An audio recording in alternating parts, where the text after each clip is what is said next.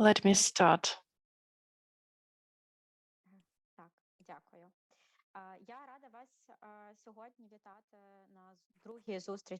I am very happy to welcome you to this second meeting within the framework of our project, Recovery of Communities in Ukraine. How do we plan this process? And today we will discuss the changes that are happening in the legal framework of Ukraine in order to kickstart the process of recovery. We will also discuss the experience of Mariupol and the experience of Ivanivska hromada, about the processes of recovery which are happening there right now. We will also discuss the challenges and how the community and other actors are involved in this process.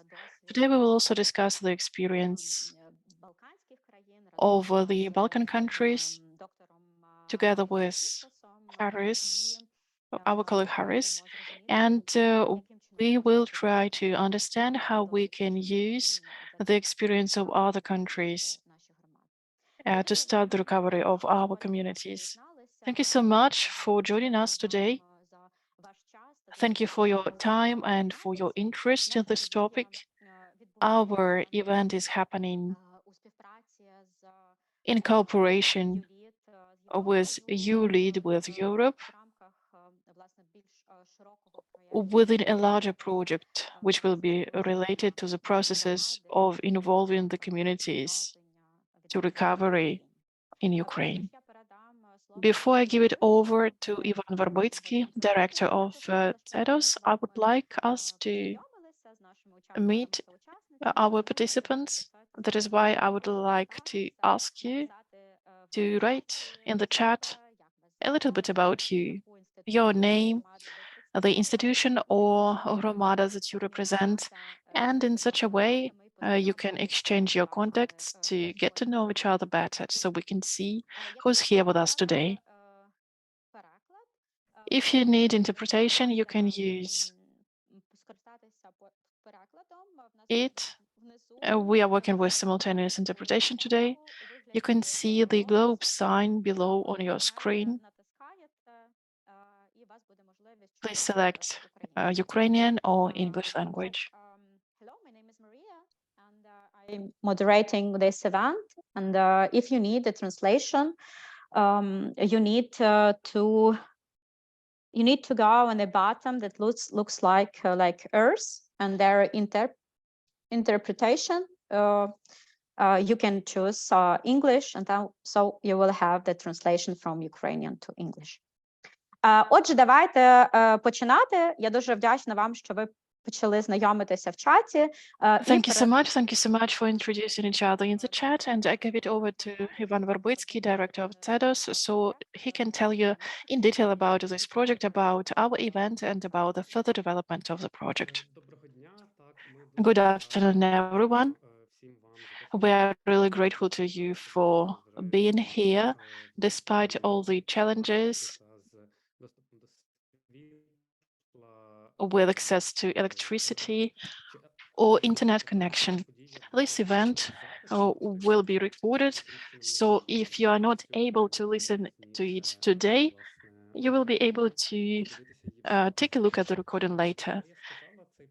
As Maria has said, this event and our second workshop takes place within a larger project dedicated to involving the inhabitants of the communities of hromadas to recovery process. We believe that in many communities all around Ukraine, some processes of recovery have already started. We understand that in order to get funding from Ukraine and from the international community, it is necessary to have plans and strategies of recovery. Different people will be involved into this process, but their involvement depends on how good these plans will be. It will be an important argument for many donors who will decide whether to give or not their money to implement those plans. That is why the involvement of the inhabitants of the communities of hromadas is very important. Thanks to our project, we want to understand how to better involve or engage the locals. In February and March, we'll have many announcements. So we will announce a competition for hromadas. We will select 10 hromadas that we will work with in more detail during this year. Now, we are on the first stage of this project when we try to understand what is engagement, what is planning of recovery of hromadas. We are conducting a series of workshops. 2 weeks ago, we conducted our first workshop on communication and the basis for engagement. And today we will talk about planning of recovery and the best way of doing that. Within the next several months, in February and March, every 2 weeks on a Thursday, we will have such workshops dedicated to different aspects of how it is better to plan this recovery, engaging different people. We'll be happy to see you. We invite you.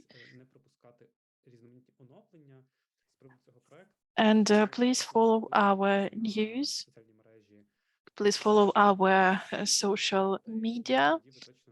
And if you join our newsletter, you won't miss any news related to this project. That's it from me for now. I will give it back to Maria. Thank you so much once again for being here with us, and I wish you productive work today. Thank you.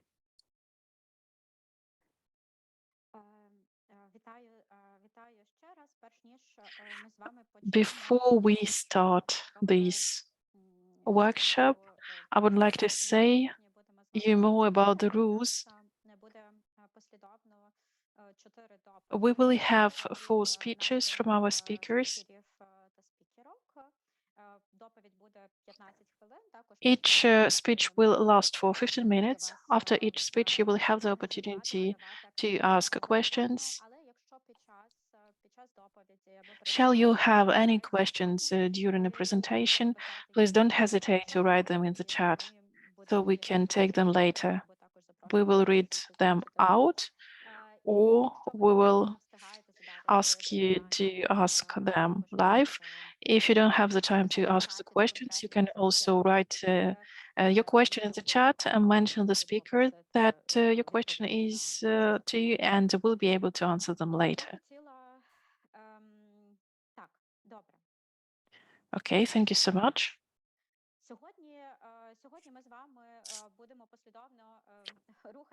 Today we will move in discovering the experience of different hromadas.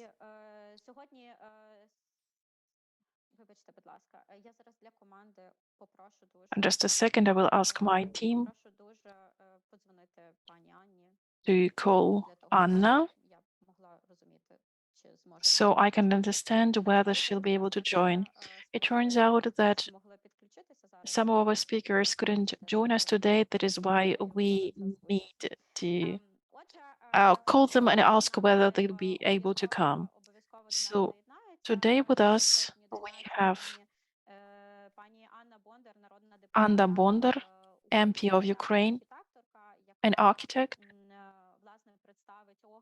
She will present her review of those changes to the legislation of Ukraine, which are happening now. And she will present those documents, papers, which are called to urban development and recovery of different hromadas. And if you have any questions, you'll be able to ask them to her. We also have with us Serhiy Zakharov, who will present the experience of Mariupol. He is the deputy mayor of this city, and he will tell us how the city is developing its vision of recovery. And he will also tell us about cooperation with different actors. We'll have with us Olena Shvydka, mayor of Ivanovo Hromada. She will share with us the experience of recovery in their hromada. She will tell us about the challenges that they confront, and she will tell us how they are trying to tackle these challenges. And of course, we will talk to our colleague Harris, who will tell us more about the recovery. He's a professor at the University of Zürich. He will tell us about the experience of Bosnia on its way to recovery, and he will share with us his thoughts on how the process of recovery shall develop based on the international experience. We also invited to this event representatives of the ministries in order to get an explanation on those documents that the hromadas will have to prepare. Unfortunately, the representatives of the ministry didn't make it today, but we decided to do the following. If you have any questions or you need some kind of explanation from the ministry, we will ask you to write those questions in the chat. And based on our meeting today, we will draft a request on access to information, and we will send it to our colleagues from the ministry to get an official answer. As soon as we get the official answer, we will send it in form of a newsletter to all the participants of our workshop. So we have the opportunity to ask questions later. That is why let me ask you to ask your questions to the ministry if you have any. Please write them in the chat.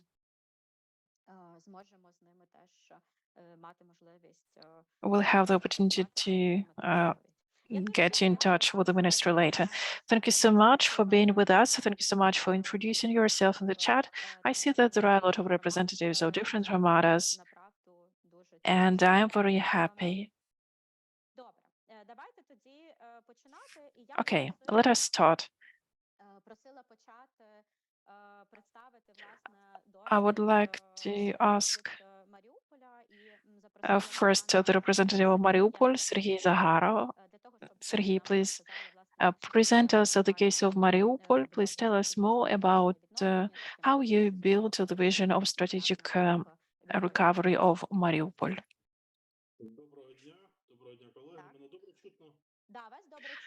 Dear colleagues, hi, can you hear me well?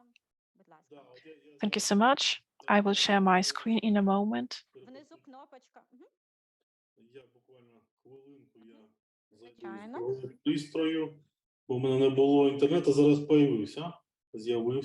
Because I didn't have internet connection, but now fortunately I have it.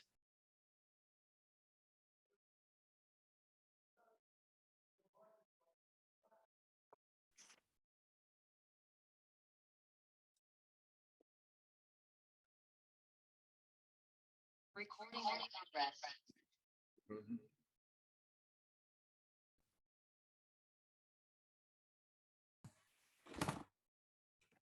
Колеги, якщо мене чутно зараз, я... Dear colleagues, if you hear me,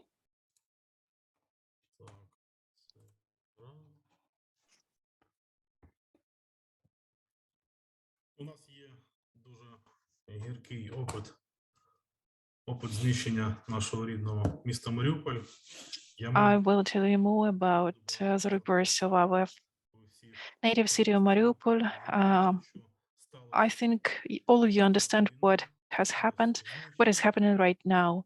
Because of the war, our city, our flourishing, developed European city of Mariupol has been destroyed, and more than 200,000 local residents have left the city. They left for the government-controlled territory of Ukraine, and they were forced to leave their native city. From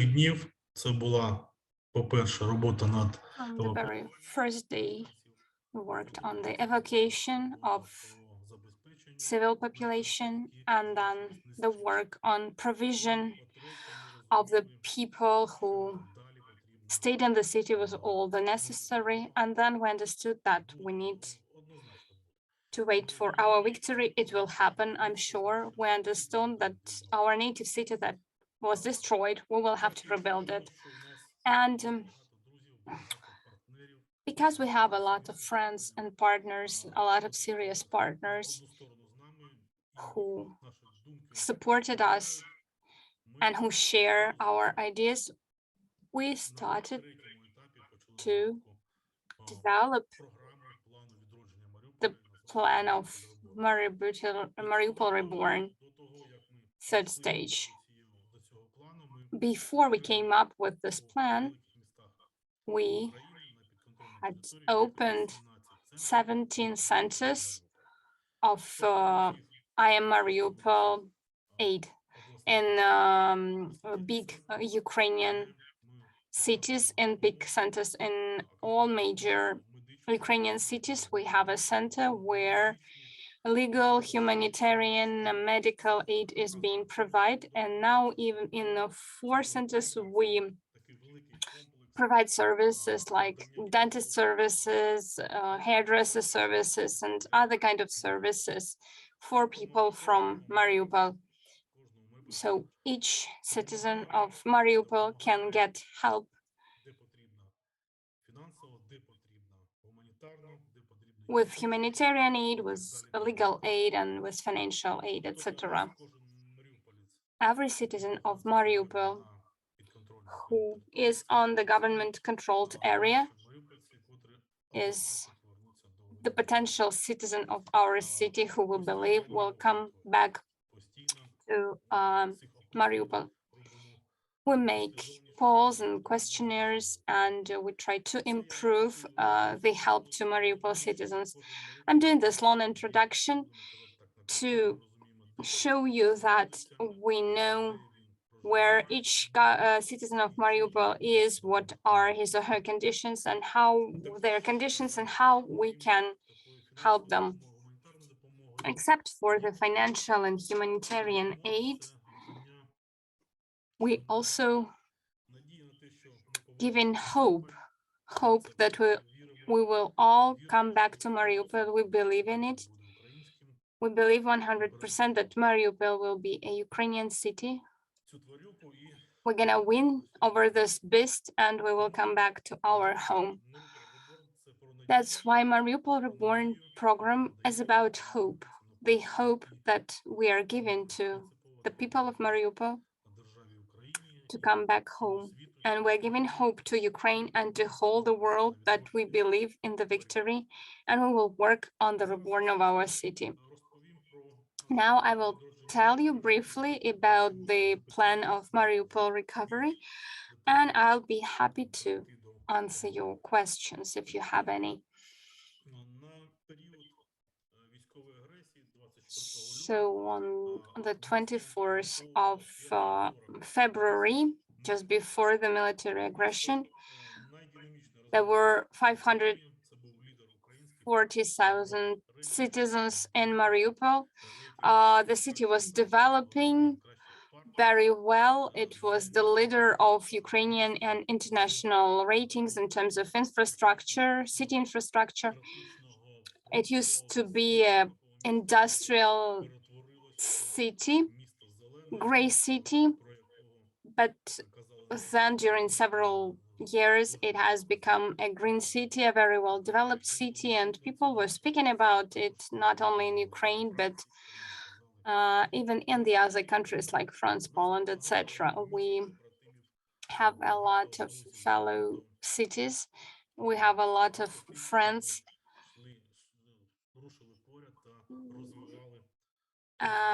And we were developing Mariupol together.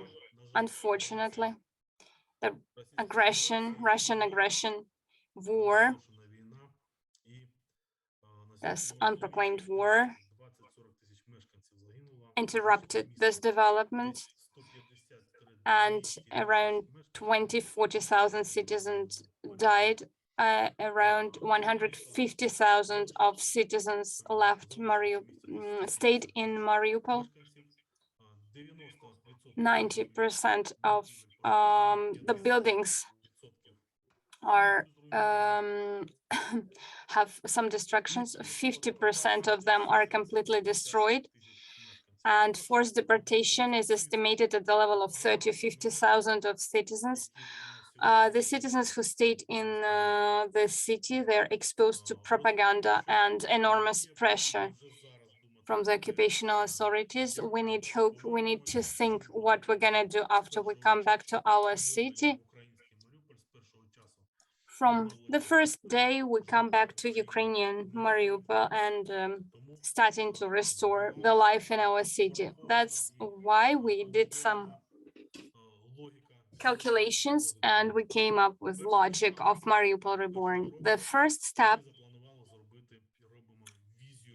is the development of Mariupol Vision 2040.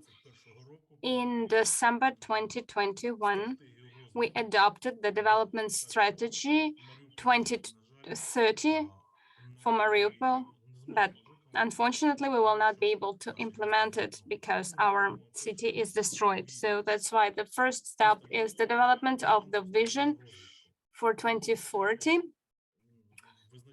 and spatial development plan. So we define the mission and the vision of architectural and urban development in Mariupol by 2040, and we are thankful to our partners, USAID, who helped us financially to hire 4 architects with international experience, internationally known names. Can you hear me? Because I'm not sure about my internet connection. Yes, all is fine. Second stop is the operational plan of rapid actions, like instant response. It's the short-term action plan after the liberation of Mariupol. Now we have budget, we have team, which understands what should be done from the very first day. We have to restore the life, the communal facilities, utilities, water, electricity, gas, handle the garbage recycle. There will be a lot of construction debris that we will have to deal with. So we are developing the instant action plan for 12-18 months after we come back to Mariupol. So when we will be coming back to the city, we will already have the equipment, buses, trolley buses, maybe SASA special machinery, pipes, having the subcontractors ready to rebuild the city, to build the new sewage networks, new water pipelines, etc. Now, step by step, we are defining the tasks for the period when we will be able to come back to Mariupol. We believe that it will happen in July 2023. This is our plan after the victory from the 1st of July, we will start moving towards Mariupol if it is liberated. Third step, it's a very important step, the evaluation of needs, losses.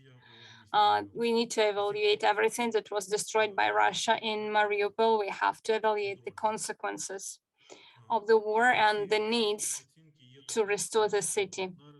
We also have 2 partners helping us with this evaluation. It's World Bank and EBRD, who are helping us with the methodology, with sharing the world experience, and of course, sharing with finances if we will need to hire the experts to develop this evaluation. Based on this evaluation, we will develop the strategy of Mariupol rebuild and development. We also plan to hold an international conference and create the foundation for development and напишемо. На кожному кроку дуже важливо підкреслю, що в нас є спілкування з нашими маріупольцями, з мешканцями.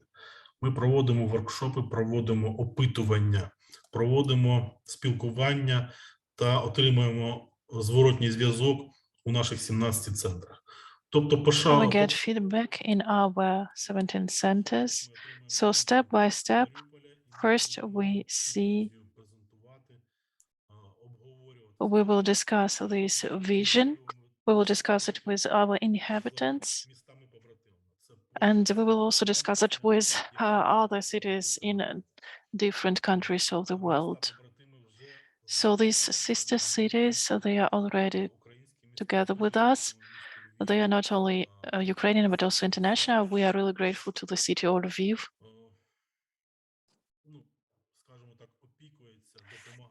It helps us a lot. Lviv helps us a lot right now, finding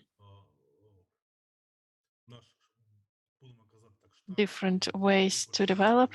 And our headquarters of our recovery center is in Lviv.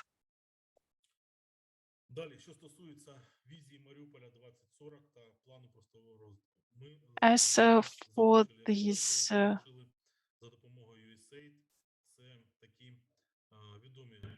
на мировому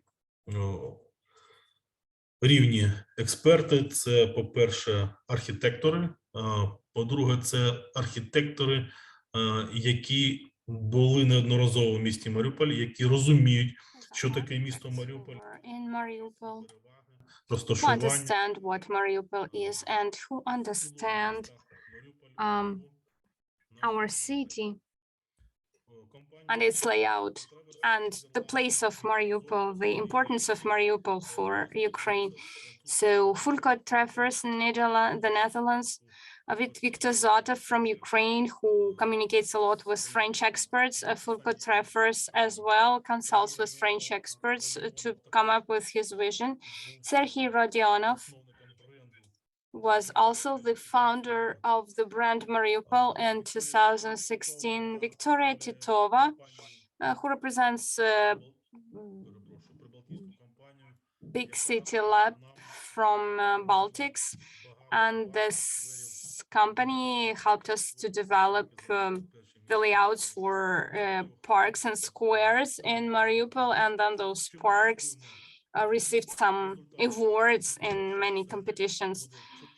What kind of result we are expecting? There will be 4 documents from each of the experts. There were draft variants of the concept of Mariupol Reborn 2040, Mariupol Vision, and Mariupol Plan that we're going to receive from 4 independent expert groups. And then there will be a discussion. Each expert group will focus on specific district of the city. We have 4 major districts, and 4 experts will come up with the common vision of Mariupol city and with the focus on one of those major districts. Then the final concept after the consultations and public hearings with the community will be provided. So these 4 visions will be discussed with the citizens of Mariupol. Of course, we will collect the feedback and the vision of the people of Mariupol in our 17 centers named Ya Mariupol. We're gonna organize questionnaires, workshops, conferences, and after that, we will come up with a common vision for Mariupol city. Also, there are a lot of other architects take part in the job, not only those 4 experts. There are other experts from Netherlands, other European countries, USA, etc. Also, We're going to provide the vision for each key spheres of the city development, residential and business areas, parks, embankments, cultural, sport, and educational facilities, transport, and road infrastructure, and the concept of the historical part of the city. And also we're gonna create the document, basic document, Mariupol, 2040 Mariupol Vision and Urban Plan, which will be our guideline. We plan to finish this work by 1st of March or middle March at latest, and we expect to receive the results of work from each of the 4 experts. Now we have some preliminary outcomes from Zotov and Company Architects and Educational Platform Connection, Ukraine, Netherlands. What they propose, this will be the new city, compact city near the seaside. So the nature and environment protection will be in the main focus, orientation to the city. So it will be the model of concentric developments at the basis of Azovstal plant, creation of natural resorts, restoration of agricultural lands, etc. Also, from Fouke Travers, Netherlands, we received the preliminary evaluation of urban planning, housing situation, transport, environment, economy, sociology, architecture, demographics. Also, on the 26th, 27th of November, Big City Lab held a workshop, Let's Create the Vision for Mariupol. There were a lot of participants. Big City Lab company, Pupa company, also the mayor of Vilnius city, City Council, representatives of City Council of Mariupol, SKM, and Metinvest, our big business companies, the representatives of authorities from the Office of the President of Ukraine, Deputy Minister of Social Policy, Olena Tokareva, about 10 European experts on city identity, environment, protection, economics, and city development. And so we were analyzing the experience of city rebuild after Second World War, urban trends. By the results of the interview with Ukrainian and European experts, we discussed the current state of Mariupol and ambition that we had at the strategy 2030. The one I mentioned was adopted in December 2021, etc. As to the master plan, as I said, by the 1st of March, we hope it will be finalized. We came up with some hypotheses. We are in the process of forming the concepts. Then it will be discussed and approved by the citizens of Mariupol, and then the design will be provided. So we are waiting for the complex document of that will be operational. We are expecting the stabilization of humanitarian situation to create the basic conditions to rebuild the city. There are 12 key spheres, and it is planned for 12 months from the day of the liberation of Mariupol. So operational plan of protections will include initial evaluation of the losses, analysis of the needs, the modeling of resources and finances, and detailed plan of the implementation. So 12 spheres are communal services, освіта, спорт і так далі, так далі. Тобто 12 напрямків життєдіяльності міста Маріуполя. По плану також, як я і казав, As for our plan, as I have already told you, by mid this year until 1st of July, we plan to develop our action plan.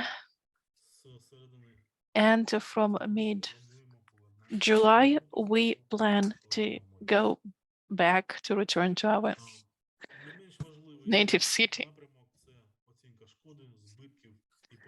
The best way is to evaluate the number of needs. Today, we collect the data which is available online, which is available through Miramax, through other links, through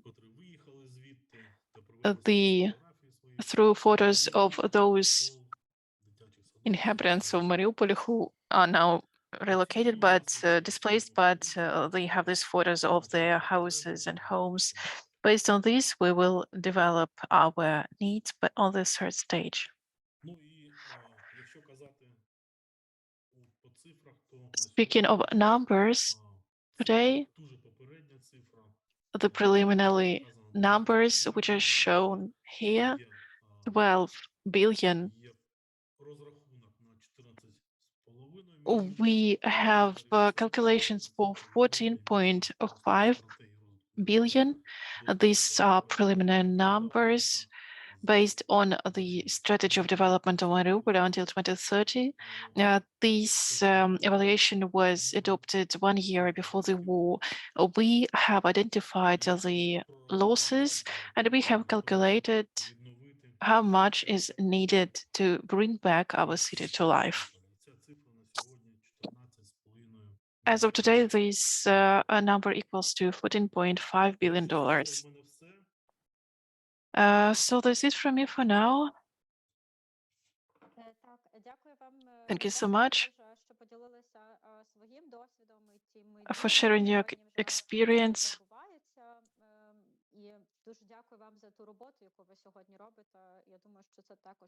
Thank you so much for the good work that you are doing today. This is very important. This is a source of inspiration, not only for inhabitants of Mariupol, but also for the entire country.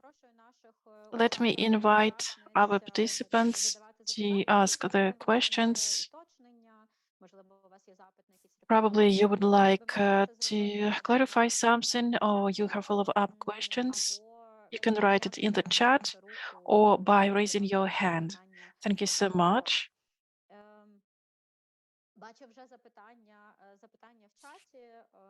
I see questions in the chat. The question is, to which extent the city will recover, will be rebuilt? Can you please clarify? Yes, of course. Well, you see, the city of Mariupol has this excellent new strategy of development before the war, and it's interesting to me to which extent this strategy would be implemented. Whether it will be a completely new city.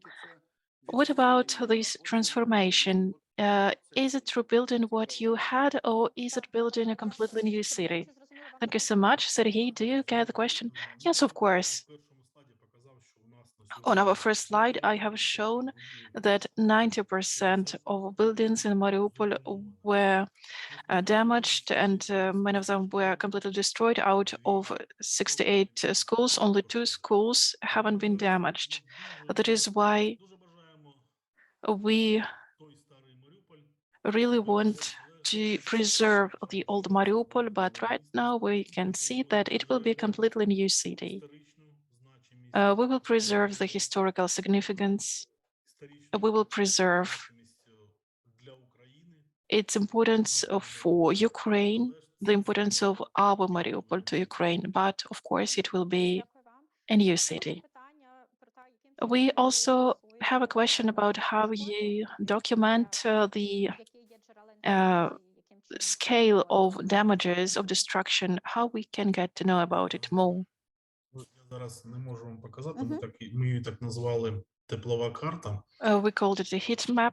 Кожен дім, кожну будівлю ми маємо фотографії.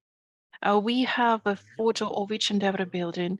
I won't tell you about the sources. We have our videos. We have videos of our enemies. We have videos by our friends. Probably each and every inhabitant of Mariupol has a photo of their own city or a place which no longer exists. Знесено десь 500 будівель. About 500 buildings were destroyed, and they are continuing to destroy our city.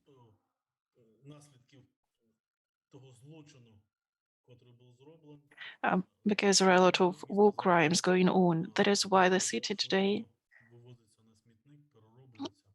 is changing a lot, unfortunately.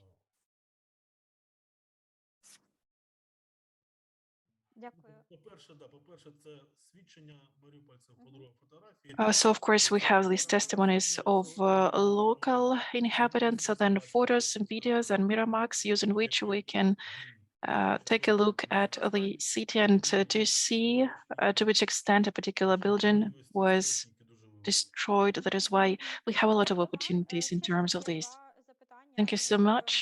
We have two questions in the chat, which are related to demographics. Based on which demographic vision, demographic structure, how many people can live in this city? Чи є зараз у вас дослідження в цьому напрямку? І якщо ще немає, то теж це можете сказати. Я трохи знаю відповідь на це запитання. I know a bit an answer to this question, but can you please elaborate on that? А з першого дня я казав, що ми відкривали центр «Я Маріуполь» на сьогодні у кожному великому. So I can tell you that right now, everyone's attention, everyone's eyes is on Mariupol. What you like, what you dislike, this is something different. Of course, we understand all the local residents in Mariupol. We understand where they are. First, we understand that they come to get registered in our center. They receive assistance, and we understand where they are located. Second, from the very beginning of the war, of the full-scale invasion,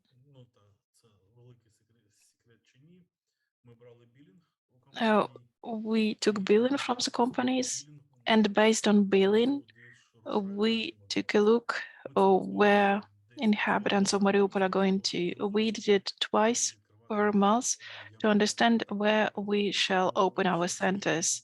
For example, first we opened the center in Mariupol. There were 52,000 people from Mariupol in Dnipro, and they went to Kyiv and to the west of Ukraine. We controlled these thanks to billing, and to the extent that we could. Finally, we understand that they will go back. The city will only have 200, 250,000 inhabitants max, and it will last for 2-3 years. After that, we plan to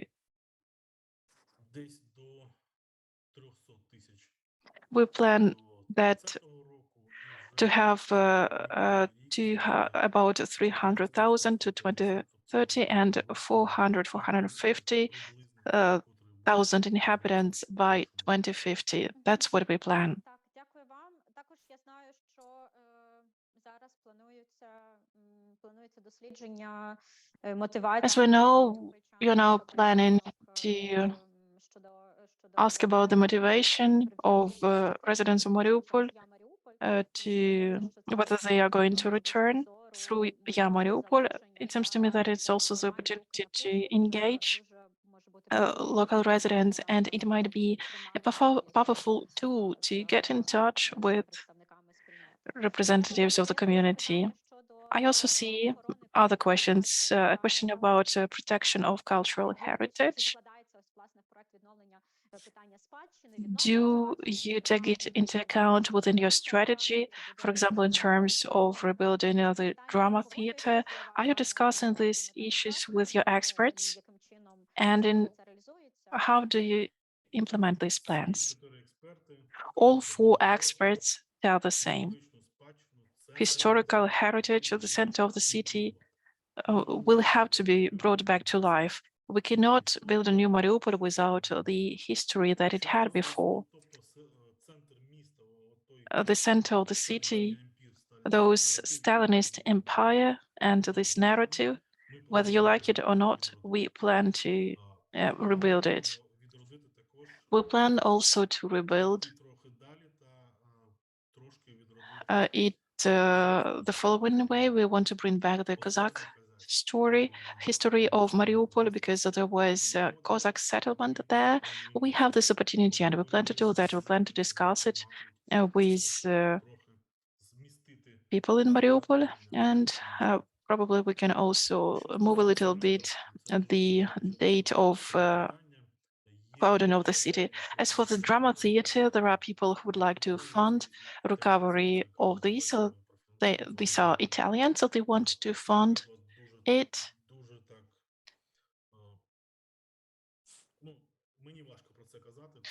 Well, it's difficult for me to discuss that. This huge tragedy of the city, and right now I don't know what to tell you. Thank you so much for your answers. Thank you so much for your experience. I see that we have more questions in the chat. And can you please answer the last question in the chat? Or probably we can take it in the Q&A session after all the speakers have presented. Unfortunately, because of the lack of time, we'll have to go back to another speaker, but thank you for sharing your experience.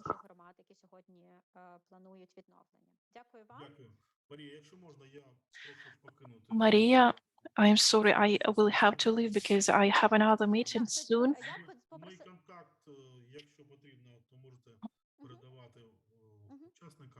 Of course, I am open for discussion. I'll be happy to answer all your questions.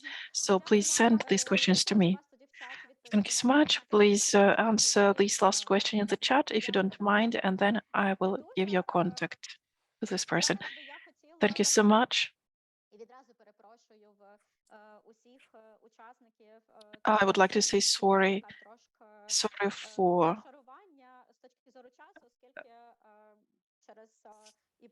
this lack of time, because unfortunately, because of the issues of electricity and because our speakers are very busy, I would like to ask Anna Bondar to start her presentation. So that we already have, and then for 5 minutes. And then after that, I will give it over to Dr. Harris Piplas, so he can share his experience. Sorry, there is so much for this lack of time.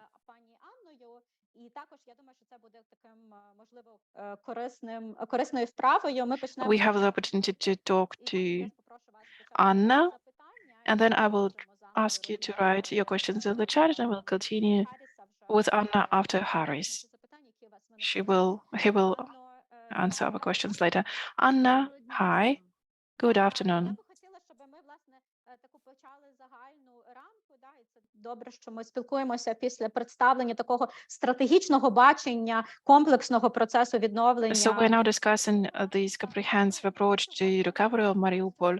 So can you please tell us about the changes in the legislation which are happening right now and which are aimed at recovery? What do these changes mean for the communities in Ukraine? Thank you.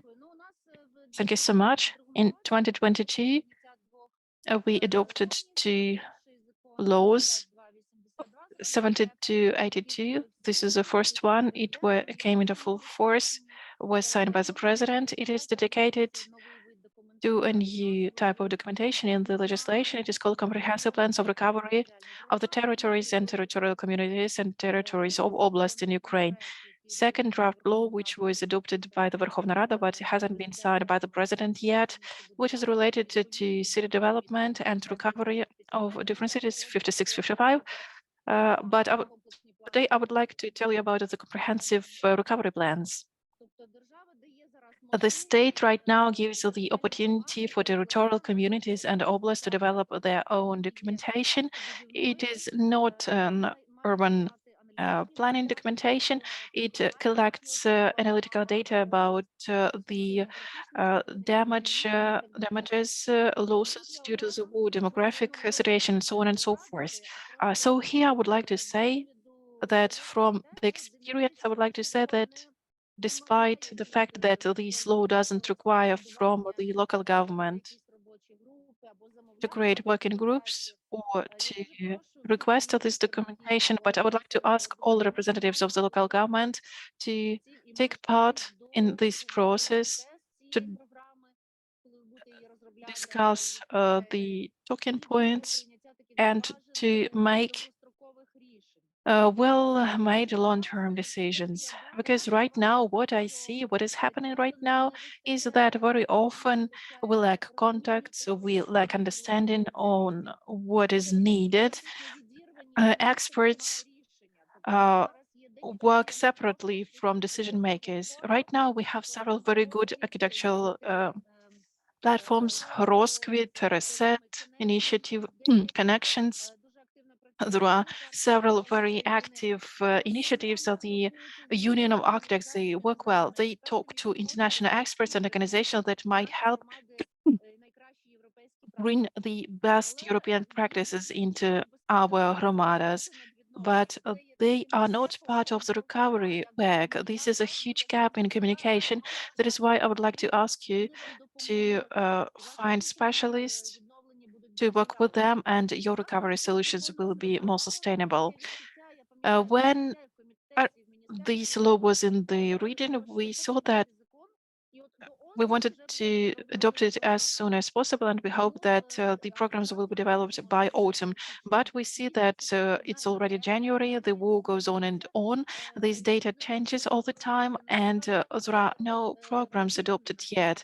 It's not surprising because, of course, we had expectations, but time shows and our experience shows that all quick solutions are not always sustainable, and they're not economically viable from the point of view of long-term strategy. Sometimes they might be even wrong. That is why they say that any quick fix might be part of the long-term solution. I just want to urge the local government to take that into account. Also, this law requires public discussion of these public consultations within 10 days.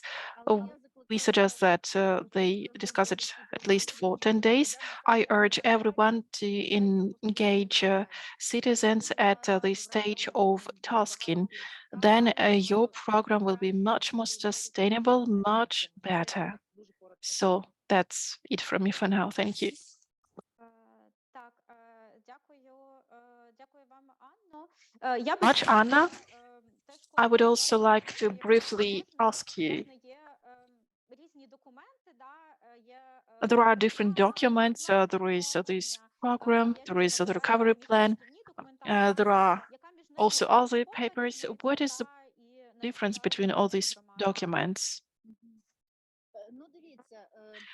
Well, you see, the program of comprehensive recovery on which the recovery plan is based, by default, it's not city planning documentation, city building documentation.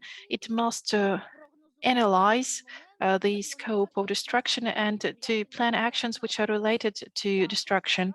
Also, this program, this plan might become the basis for developing new city planning documentation. So this is the first analytical step for understanding whether we need to change functions on the territory of our city, taking into account this destruction, or shall we develop a new general plan or city planning documentation. So this is the basis for further long-term solutions related to the change of functioning of the city, because it might happen that, for example, several quarters have been destroyed and several industrial zones have been destroyed. when developing this plan and the comprehensive recovery program, it will become evident that it's very important to change the function, and then later it will be necessary to change the documentation. It is part of this action plan. Дякую, дякую вам, Thank you Анно. so much, Anna.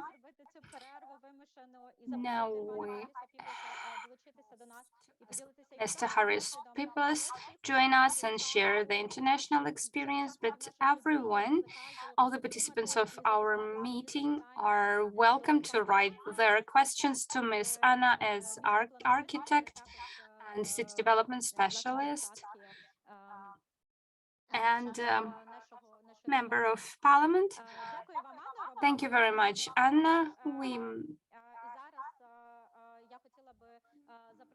I would like to give a floor to Dr. Harris Piplas, city development expert, who will share his experience within the context of international projects and his recommendations regarding the rebuild and recovery processes and how we can actually take use of this international. Yeah, welcome to you, and we are. Yeah, okay, we see your screen, and so the floor is yours. Thank you very much. Can you see this full screen? Yeah, it's okay. Thank you for the kind invitation, and it was great also to hear Hanna and also the other speakers today. This event is largely important because we have to harmonize all our efforts in terms of participation, in terms of inclusive and integrated urban development. Therefore, I'm glad to contribute today with our experience that comes from different projects, also in post-war countries like the Balkan cities, and also dealing with complex reconstruction and regeneration projects like in Germany, particularly Berlin, that went through different levels of transformation in the last decade. So today I will, as you see here in Ukrainian language, відновлення громад, як планувати. And my Ukrainian is becoming better, but I hope also the next time I can talk to you in Ukrainian language. I'm born in Sarajevo, and also with this international experience, I think it's very important to have our cultural, linguistic, spatial, architectural, and other aspects somehow also understood, contextualized, and also knowledge exchange between us. And therefore, I will start with this image of city that I was born, that part of my family comes from, as an emblematic example of destruction of human habitats. Just 30 years ago, many of you witnessed this, and this herbicide, the killing of a city as what was formulated. Not only the destruction of physical infrastructure, of buildings, but also as an attempt to erase multicultural urban communities. And in this sense, it is very, I think, interesting and relevant to take a look at the lessons learned, the positive and the negative ones that stem from the reconstruction. That it indeed started, the thinking of it started during the war, inviting international experts, architects, economists, other city governments, etc., many international friends and partners, but still largely because of the lack of coordination, mostly lack of the translation of international ideas to the local context, most of these well-intended activities and projects were not as effective as thought. And I think this is a lesson learned that Ukraine, and despite the tragedy now that's going on, that we all feel with you, it's important to think of, and I think this is why this event is important, to think of how to deal with cities and urban communities in this difficult situation. So you see here the reconstruction of Sarajevo on the right-hand side. Upper image is the 1996, and the image below, photographs of my friend Jim Marshall, shows the reconstruction. So you see a certain cleaning up process has been done, and you see here this particular river that we're looking at was the front line during the war. So in this sense, we talk here about the real, if you want, urban warfare, which the city went through, and only to say that also besides 11,000 victims, also the infrastructure, hundreds of thousands of people went homeless, and also approximately 250 to 300,000 trees have been also destroyed or cut by the citizens in order to use it for fuel. Despite this large push, this year 2008, so 12 years after the war, the guide of investment was the main paradigm to reconstruct the city. So you see, we say it in the Bosnian, Serbian, Croatian language, vodič za investiciona ulaganja, mjesto unosnog poslovanja. So a place for profitable business. And this was a guideline for investment. So they thought that investments, international and local, would solve the issues was the hope. But you see on the left-hand side, this is an official document of the canton of Sarajevo government. You see this sort of collage of different, I would say, generic building styles from all over the world. This created not a post-war healed society. This partly only accelerated the division of the people, accelerated the lack of public space, as many of these buildings have been constructed on top of green space, for example. So it created also a certain difference among different income groups, because not everyone could afford to go to these shopping malls, etc. And the lack of public buildings, public space was evident, that led to large protests in 2014, which were violent by the people themselves, frustrated about the wrong politics. But in this sense, every political economic dimension has a spatial dimension. So it was a critique. It wasn't, I would say, a repercussion of the wrong approach to reconstruction. So this is why myself and many allies, friends, colleagues, we went to initiate something called the Reactivate Sarajevo Urban Transformation Project, also partly with colleagues and friends from Switzerland, in Germany and many other countries. I had the pleasure to finish my applied project doctoral dissertation at the Swiss Federal Institute of Technology, and also get an urban design degree from the Technical University of Berlin. It was very important to connect international friends and experts from academia, applied research practice, etc. too. And this, we invited them. Here we talk about the year 12-15 as an attempt to think what's the post-reconstruction strategy if the reconstruction failed. And that's what you see here, thinking about the reactivation of the city. If a city does not need too many of these new buildings, we have to reactivate the human potential, the spatial potential, the ecological potential. So this is a collage of different projects that we went into understanding. And you of course, you saw an image. It's for you, it's a very familiar, I would say, socialist and post-socialist urban morphology. We went to understand what is there, understand the building types, the public spaces and open space and typologies, to understand the mobility, etc., and then have it, you see, simplified and analyzed into challenges and potentials, and then turning these insights, overlapping, turning them into these strategies that you see on the left-hand side, also done with friends and colleagues from Germany, with university participation, etc. So in this sense, this is a collage of different approaches and different partnerships that we really use to understand the city, to recontextualize, to rediscuss beyond our own local efforts, but to really see what's the strategy for the post-war Sarajevo. And this is not only to show you here a couple of nice images. I'm here to show you some, as I promised,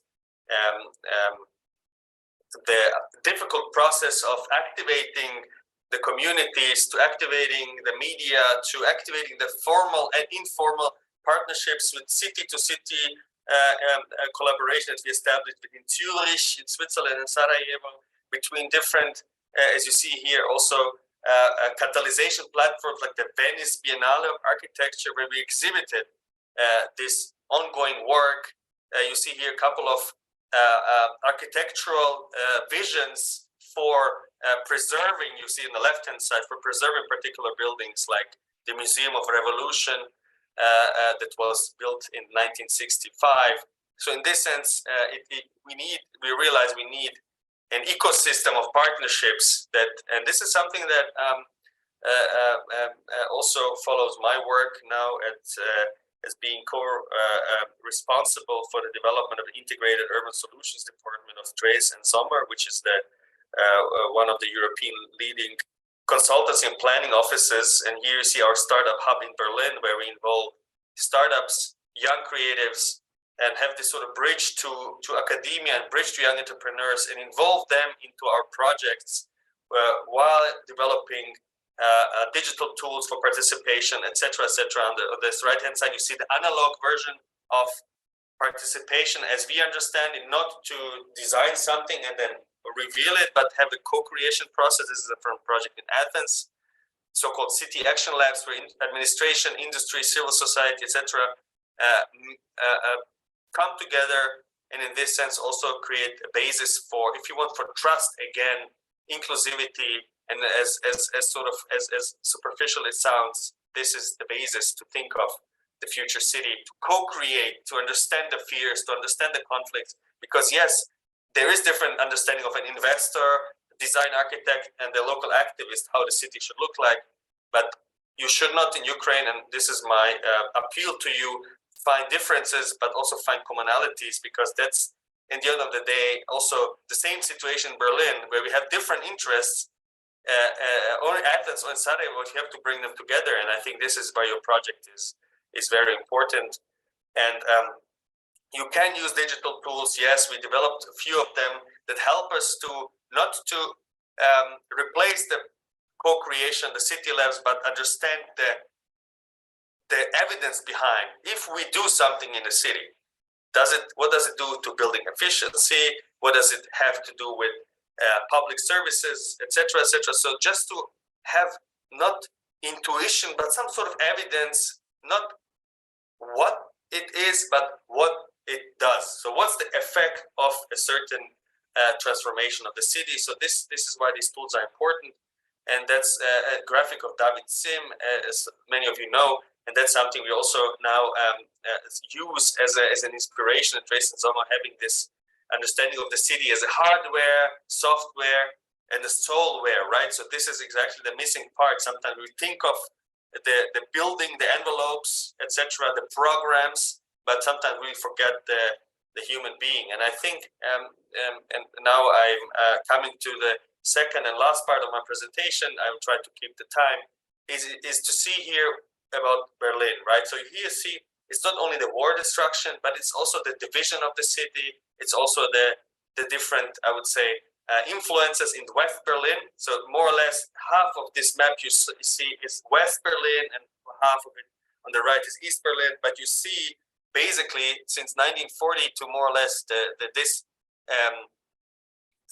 millennium, you see how much new buildings have been constructed, how much buildings have been demolished through war and planning, etc. So you see, Berlin needed definitely to reinvent itself, and many times. Maybe it's not visible on the first glance, but it went through a radical transformation in terms of its public space, architecture, etc. And this is now what we are trying to do, to bring a bit the human aspect beyond this transformation, and really understand who lives there.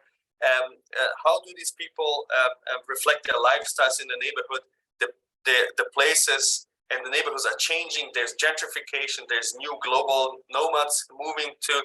There is obviously refugees from all over the world. There is a shift between the generations of the elderly people and the young. So we really try to understand who lives there and talk to them. And here you have this even simple images where we visualize who lives there. And this helps us in the first step before we go into managing the interest of the stakeholders. And please allow me to show you this. I mean, Berlin took an instrument after this unification 1990, based a bit on this building exhibition in the 80s, to grow together again. And in this sense, this was also highly criticized, because many colleagues argue that Berlin cannot just easily grow together. We should not unify Berlin. We should live with its fragmentation, its diversity, different people, different influences. The east part obviously being in the Soviet occupational zone, and the west part of Berlin divided between the British, American, the French. Those are historical facts.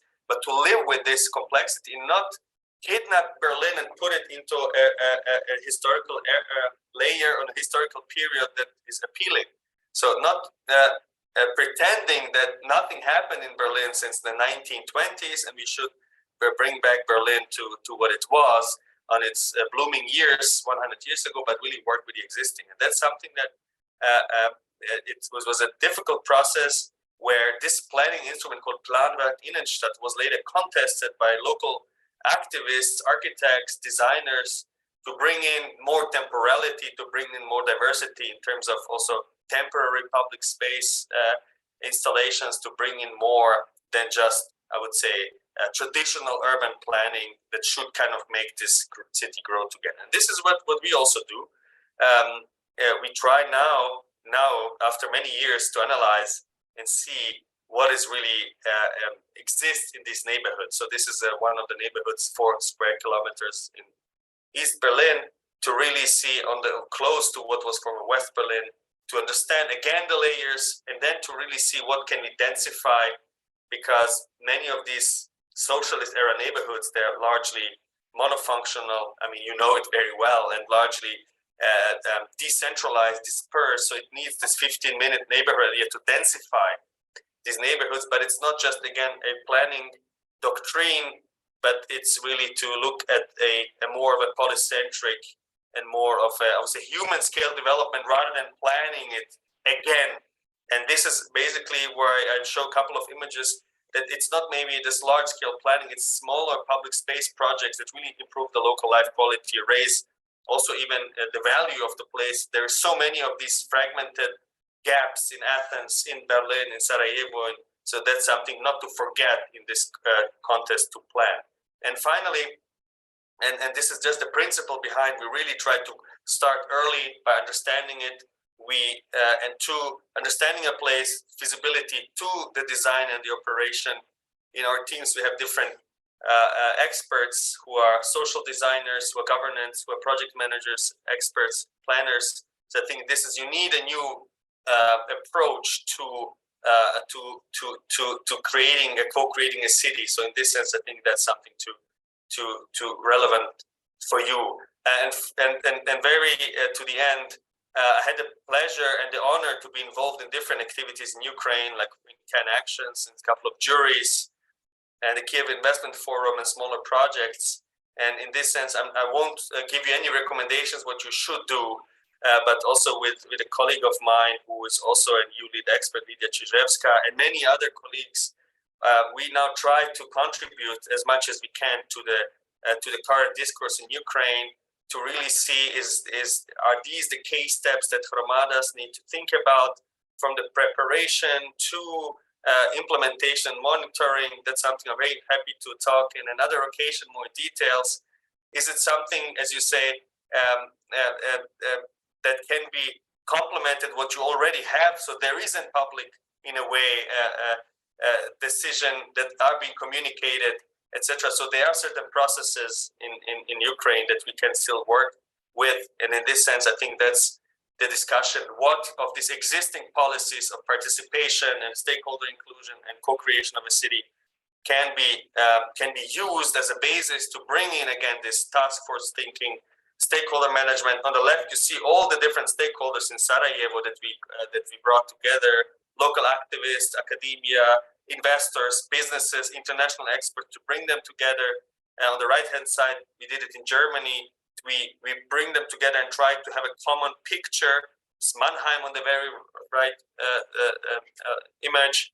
So to really have a consensus, if you want, or a certain minimum of common denominators before we go to build a city, and then we see we have our inner conflicts. And in this sense, our modest contribution for Makari, for example, is to really think, what is this urban recovery plan and program? Is it something that we can really use? Is it something we can also help to develop a methodology?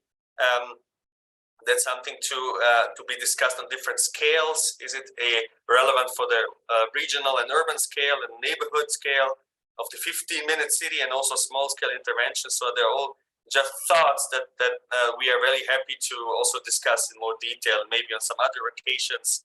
And obviously, I will end with that. There is, and Anna Bondar was a prominent member of this informal task force of experts that created this, and Lidia Czyżewska, Case Christianse, Peter Navrat, etc. You see all the names on the right-hand side. It's important to understand it's all a collective effort. We had some recommendations for post-war urban renewal, but that's something now in discussion with the Union of Architects and many other colleagues in Ukraine. Is this of use for you? And you see it here. I won't read it, but of course, you have to think of public-private partnerships, of how we work with people-based design. It needs trainings and capacities in planning coordination, and that's something that we also recommend to cities in West Europe. So the challenges are incredibly, it may be different, but also similar. So in this sense, I'm here also to hear your feedback, to hear your questions.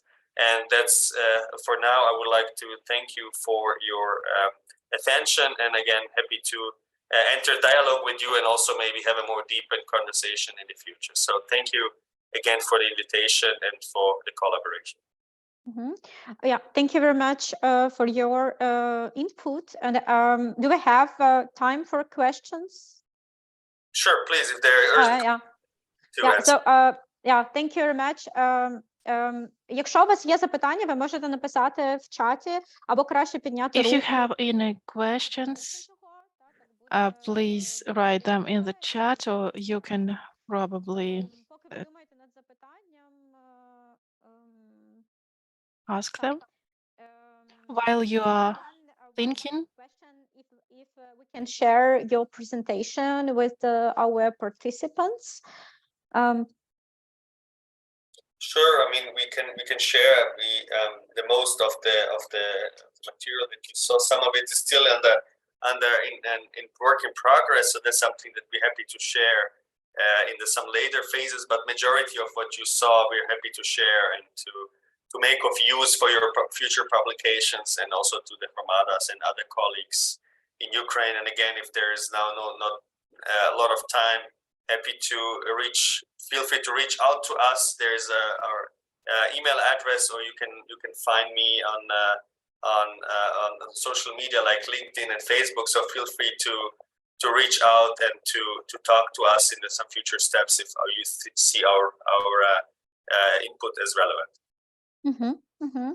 Yeah, thank you very much. And we have other question in the chart. It's concerning the social economical analysis of the community or of their city. So what kind of methodology are you using, and where we can search for more information about this methodology? Yeah. It's a very general question, so I'll still try to answer. I mean, there's no magic methodology. So not in Germany, not in Switzerland, not in the Netherlands, how to deal with the city. So the city is a negotiation process. So this methodology to understand, like you see here, so to understand what is there, including the stakeholders, is for us an important part of what we understand as a methodology. To sketch out the stakeholders themselves, you saw these personas that I showed a couple of images ago, and then putting these, what we found out into the city labs, bringing stakeholders, interest groups, colleagues together to decide together what is the perfect or what is the best architectural spatial solution that is going to improve the socioeconomic situation, create jobs, create more social, secure public space, preserve the ecology. So in this sense, there is no one methodology. It's just these different steps that we use to analyze, map, and also then later to discuss with media, to discuss with young entrepreneurs, to discuss with all these stakeholders, and then together, us as experts, bring this together and create this master plan, image, design, plan, strategy whatever is necessary. So in this sense, we are very working project based, not bringing this perfect methodology and saying that's how you should do it, but it's about analyzing, understanding, communicating, and translating this into a solution, because we have to have solution. Yeah, thank you very much for your answering. I think it's important to have this last question, because I think it's really important, and it will be a good bridge for our next speaker. It's from Вадим Гаврилиця. Чи можу я вас попросити запитати вголос? So I just ask Vadim to ask this question with a voice. Так, звісно, вітаю. Чи чути мене? Да, добре чути. Хочу запитати, чи потребувала реалізація цих I would like to ask whether the implementation of these steps required practical steps from the state.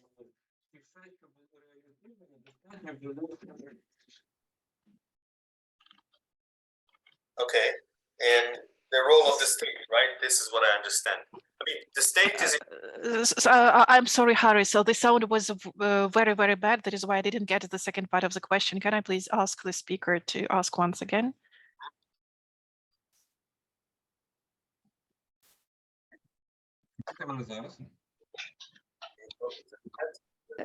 Так. Нормально? Так, але мені здається, пан Харріс зрозумів ваше запитання.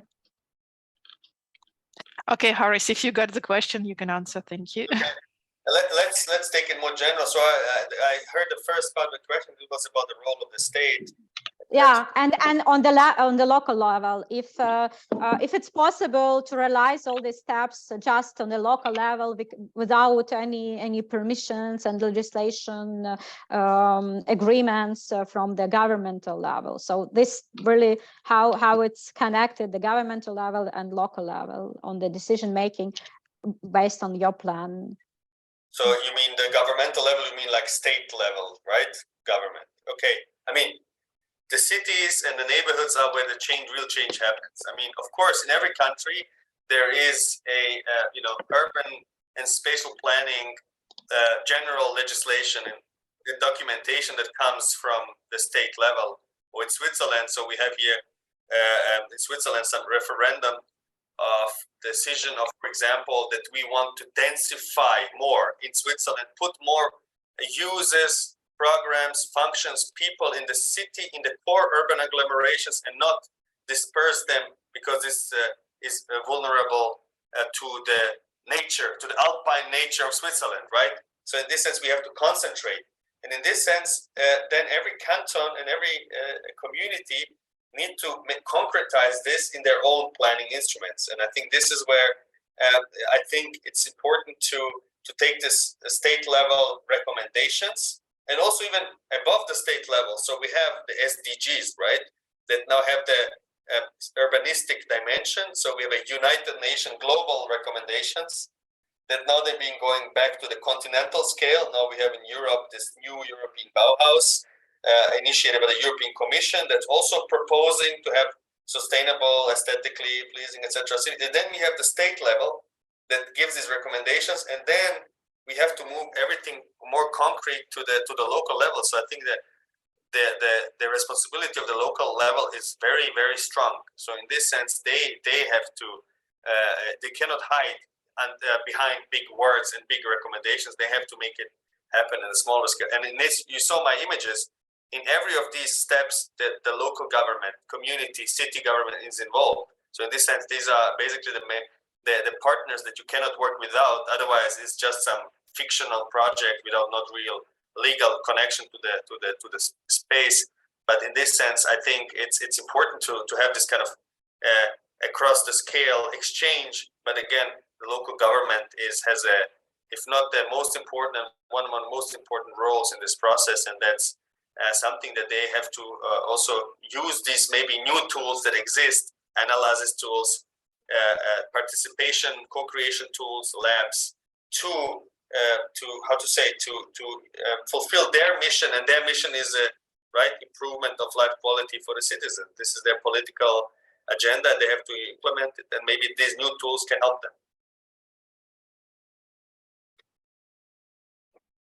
Yeah, thank you very much for your presentation and for your participation in our event and everything that now you are doing for Ukrainian hromadas. Дякуємо, дякуємо пану Харрісу за Thank you, dear Harris, for your presentation.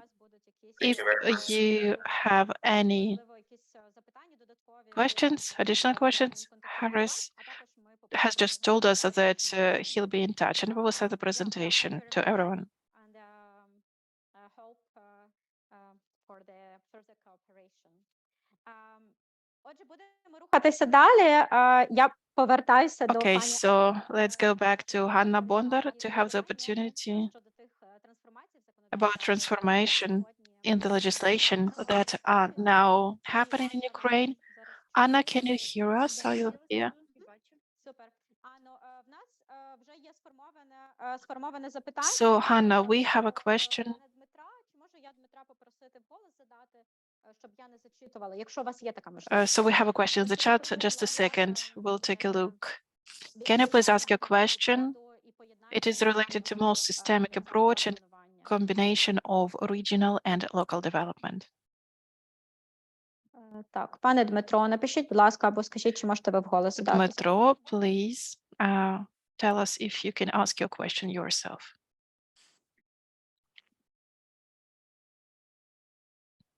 Так, добре, тоді я, напевно, зачитаю. Okay, then I will read your question. Досить так, добре. Чому такий документ, як програма? Why such a document as the Program of Comprehensive Development of області громада isn't there in the general system of documents of state regional policy, including those documents which are being developed for recovery and development of regions and territories which suffered after the Russian aggression against Ukraine, where such a document identifies plans of recovery and development of regions and hromadas.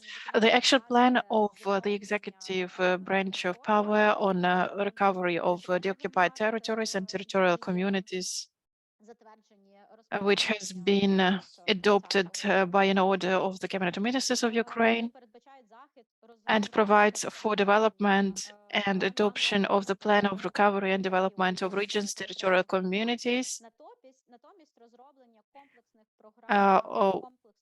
the development of programs of comprehensive development is not provided by this action plan. The gap between these regulations leads to the question whether this question is important. So thank you so much. Thank you so much for this question. I had a meeting dedicated to this question. So that's just the question to ask now. Well, that's true. There is a discrepancy.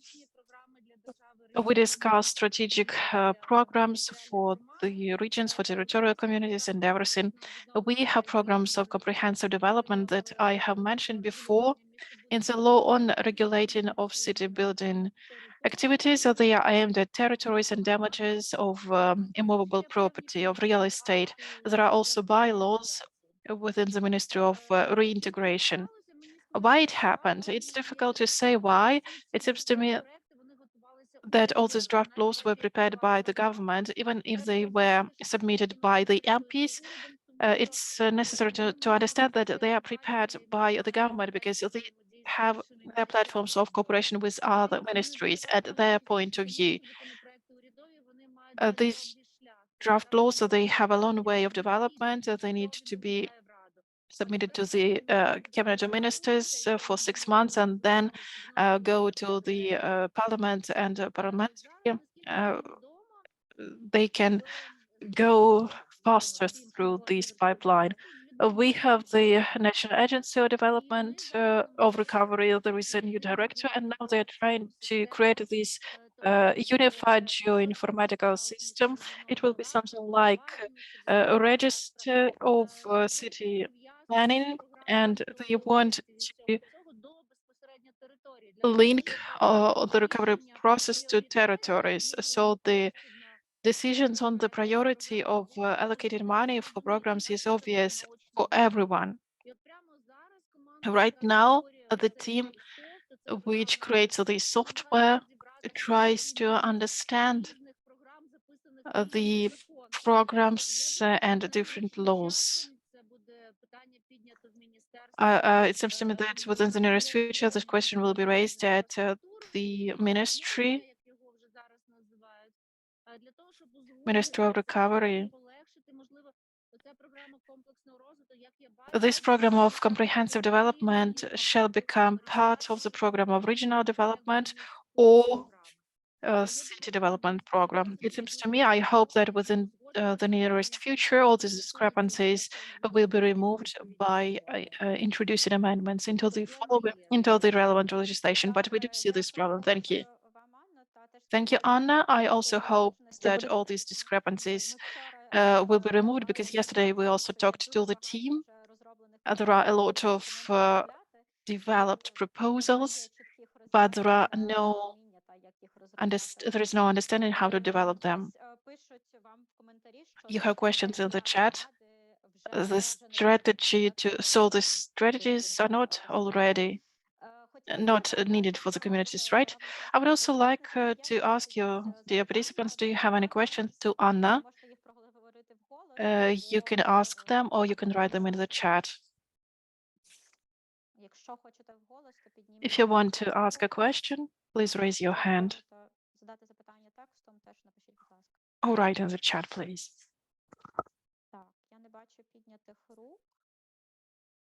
You raised hand.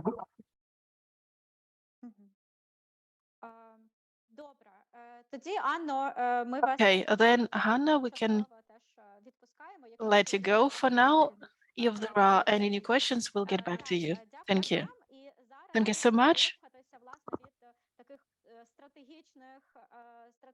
From larger strategic vision of the future transformation and recovery of communities to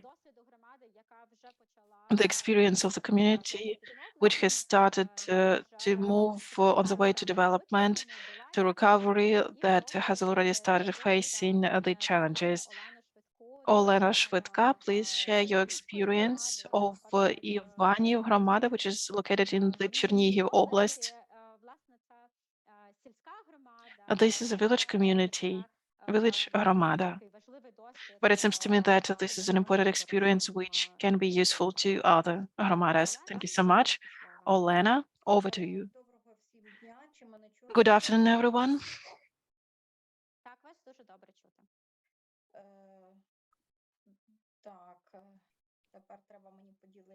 In just a second, I will share my screen.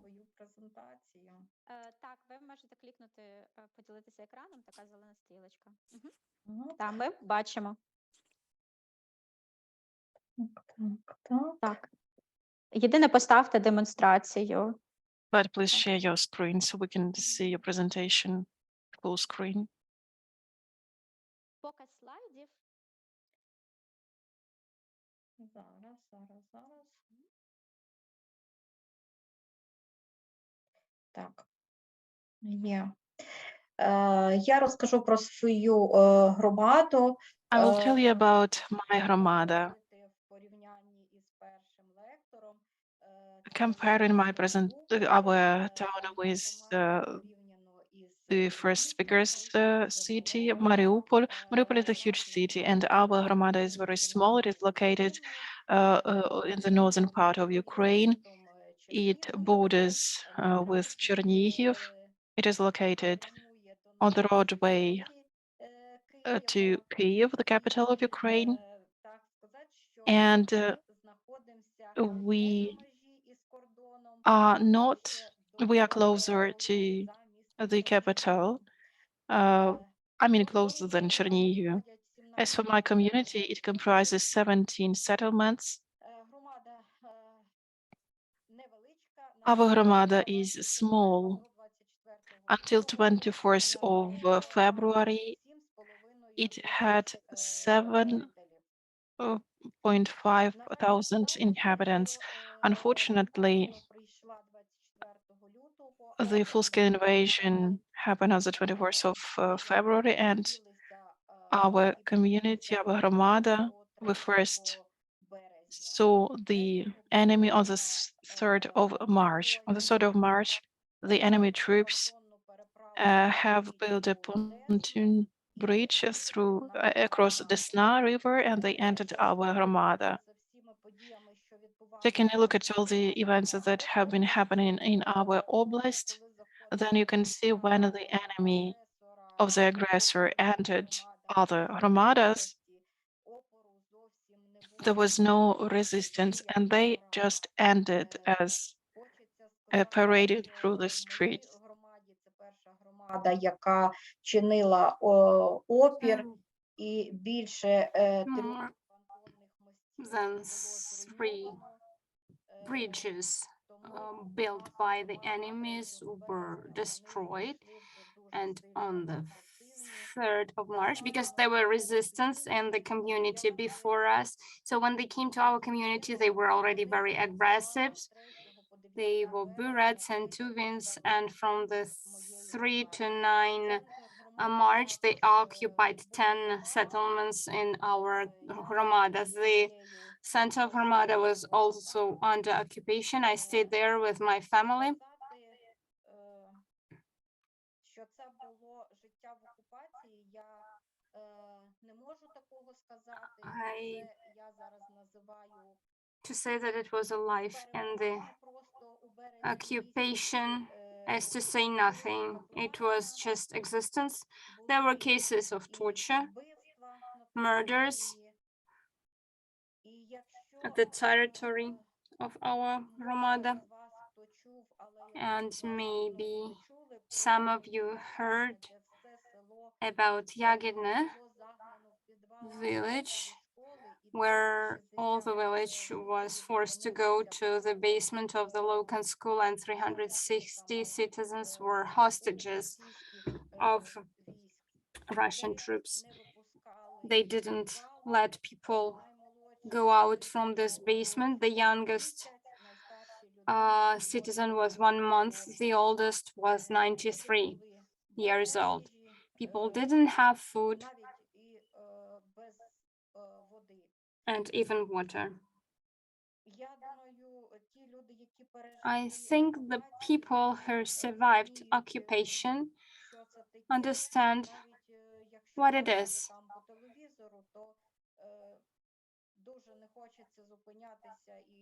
And it's really hard to tell that, and I really don't want to tell you what those Russian soldiers were doing there. You heard it, you seen it on TV. They were just shooting our houses. They were destroying everything they could see on their way. And our community was a shield that was protecting Chernihiv city. And our community didn't let these troops go to Kiev.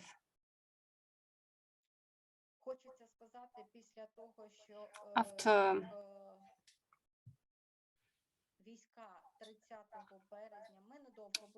well, the occupation didn't last too long. It was 1 month, but there were lots of losses and destruction. Out of 3,000 of residential buildings, almost 2,000 were affected, 50% and more of destruction, and 226 buildings that were destroyed completely. Any social infrastructure facility was preserved in the state it was before the invasion. There were buildings that are completely destroyed. There are buildings that suffered a lot.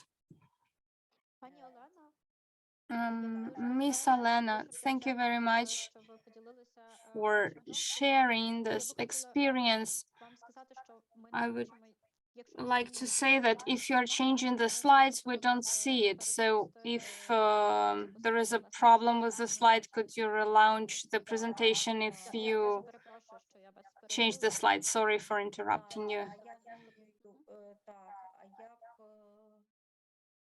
Так, Oh. перестаньте транслювати і потім Just stop sharing and вийдіть з relaunch it. слайдів зверху і нажміть транслювати презентацію. зараз. Let me try that.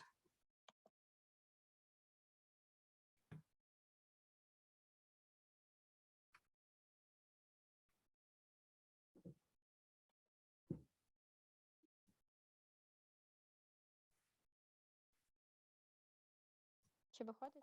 Так. Да, зараз ми побачили, що ви перейшли на 8-й слайд. Угу. Так. Так, так, я повертаюся до слайдів. Чи видно третій слайд? Да, Slide number 3. Yes, let's go that way. Please continue. Sorry for interrupting.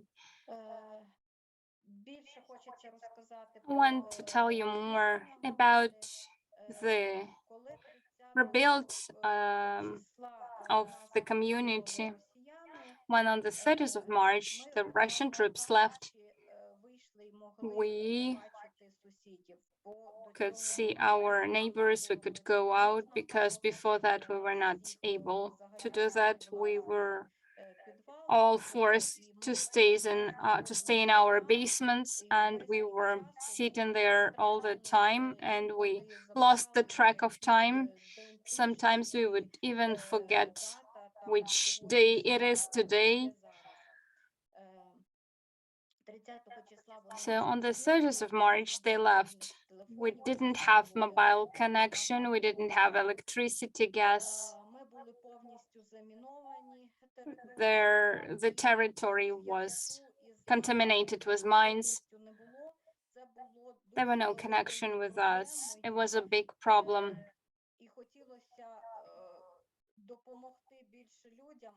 And we really wanted to help people, but we felt helpless because we didn't know what to do and what we should even start with.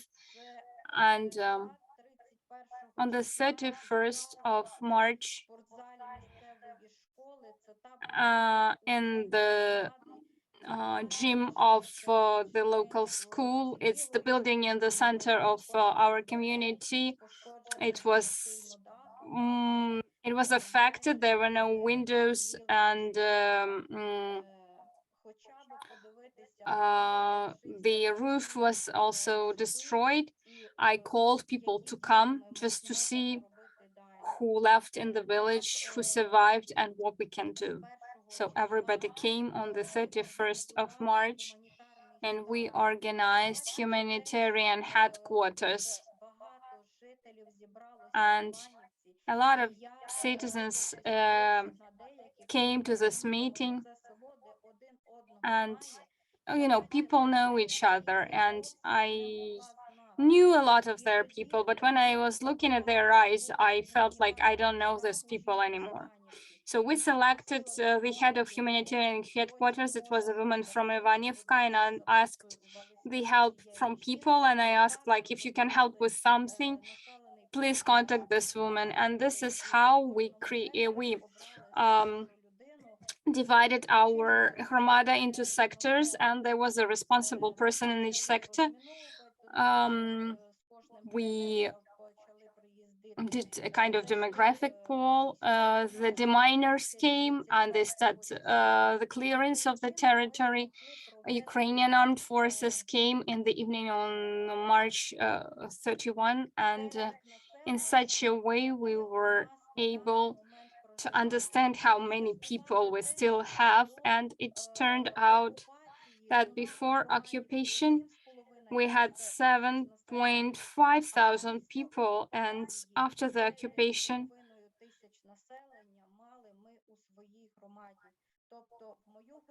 9.5 thousand, because people from Kyiv, Chernihiv, and other cities came to our hromada, because nobody could ever think that Russians could come to our community, because it's away from Chernihiv away from Kiev, and it's on the riverbank.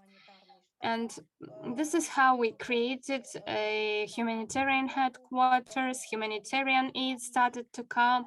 We worked on the distribution of humanitarian aid, but the consequences of destructions were severe and we had to do something promptly. So I had to take visits to the neighboring hromadas. We didn't have connection with Chernihiv because 2 bridges led into the city were destroyed, and I had to go to Kiev to call someone to have connection and to work. And back then, we were trying to tell about the needs of our community, about what happened to us, and we were asking for help. And thus, we received a lot of support. There were a lot of friends who came to our hromada. We met Kiev DJs, the group of DJs who said we can come and work just manually, we have nothing. And those young men came and they were helping to clean the streets. There were 25 of them. They were coming every week and they were helping with some simple tools and manual work. This cooperation on the cleaning of the streets developed to the help with the cleaning of private households that were destroyed. So we managed to do the cleaning of 80% of the households. Then we started to cooperate on renovating the buildings. Repair Together NGO also joined and they started offer help with house repair. At the moment, they are helping us to build new houses from the scratch for the people. So we have 6 new houses in Lukashivka.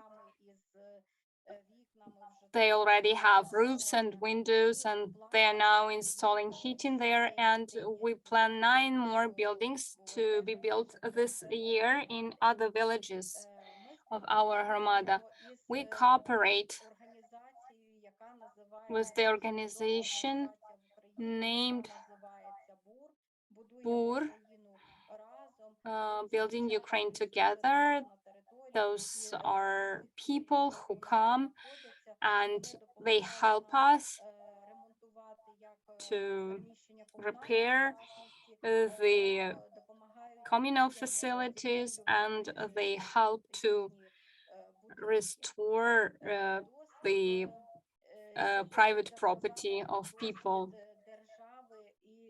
As to the experience of cooperation with the state and our local self-governing bodies, the state also provided some aid. They buy materials for the house renovations, mostly wood materials, materials for roofs,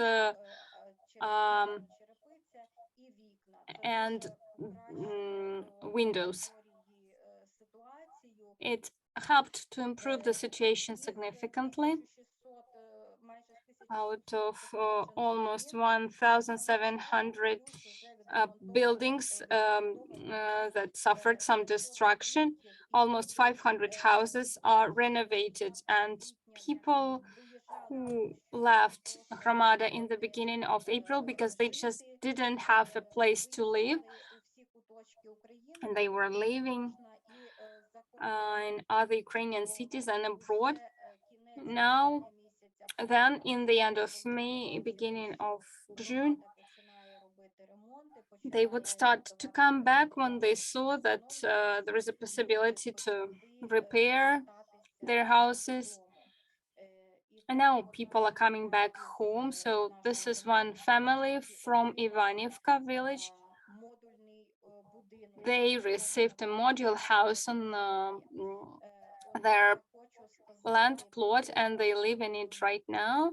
And here I want to tell more about this modular houses. So it was bought by a family from England. The cost of this house is $20,000, but we put a lot of hopes in this modular buildings. But frankly speaking, it didn't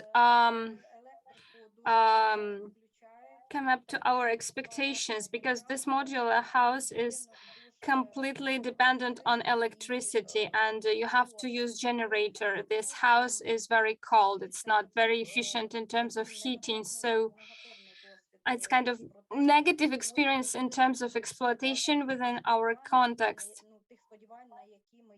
because we hoped it will be some fast and cheap solution, because we planned that more families would be able to receive these modular houses. But we saw that it is better to take time and build a new house, or to buy a house in the village. We don't have too many blocks of flats. They also needed restoration. The blocks of flats are in Yagidne village, and a lot of help were provided from volunteer battalion.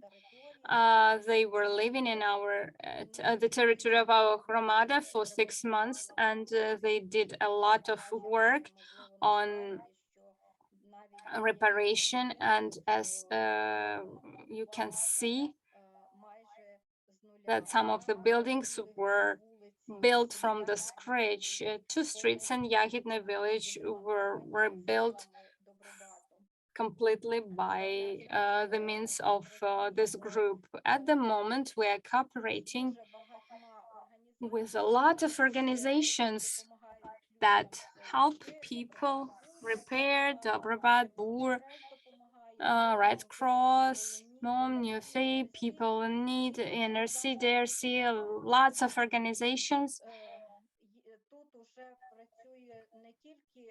And